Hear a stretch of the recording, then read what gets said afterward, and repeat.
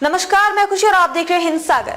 आइए नजर डालते हैं आज की बड़ी खबर पर। मराठा आरक्षण के खिलाफ बेतुकी दलीलों पर भड़के एचसी जज, खंडपीठ ने क्यों जताया अफसोस। महाराष्ट्र राज्य सामाजिक और शैक्षणिक पिछड़ा वर्ग आरक्षण अधिनियम 2024 के संवैधानिक वैधता को चुनौती देने के लिए बॉम्बे हाईकोर्ट में कई याचिकाएं दायर की गई हैं।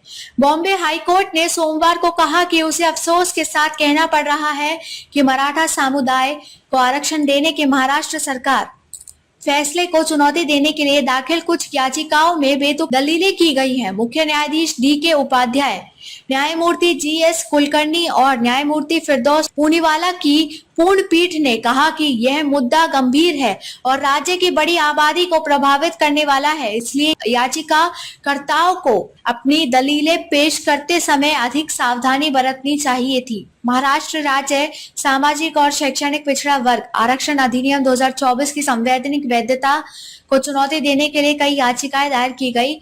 इस अधिनियम में मराठा समुदाय के लिए सरकारी नौकरियों और शिक्षा में 10% आरक्षण का प्रावधान किया गया है। कुछ याचिकाओं में सेवानिवृत्त न्यायमूर्ति सुनील शुक्रे की अध्यक्षता में महाराष्ट्र राज्य पिछड़ा वर्ग आयोग की स्थापना, इसकी कार्यप्रणाली और मराठा समुदाय के लोगों को आरक्षण देने की सिफारिश करने वाली इसकी रिपोर्ट को भी चुनौती दी गई थी। उच्च न्यायालय की पीठ ने संबंधित सभी याचिकाओं पर शुक्रवार को अंतिम सुनवाई शुरू की। याचिकाकर्ताओं में से एक भाऊ साहेब पवार ने सोमवार को अपने वकील सुभाष झा के माध्यम से एक अर्जी देकर आयोग को प्रतिवादी बनाने का अनुरोध किया। पवार ने अपनी याचिका में कानून और आयोग गठित करने की वैधता को चुनौती दी है।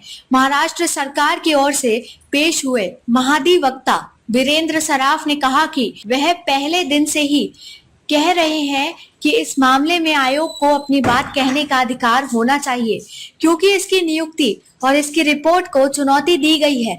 याचिकाकर्ताओं ने हालांकि आयोग को पक्षकार बनाए जाने का विरोध करते हुए दावा किया कि उनकी याचिकाओं में अधिनियम की संवैधानिक वैधता को चुनौती दी गई है, इसलिए आयोग के पक्ष को सुनने की आवश्यकता नहीं है।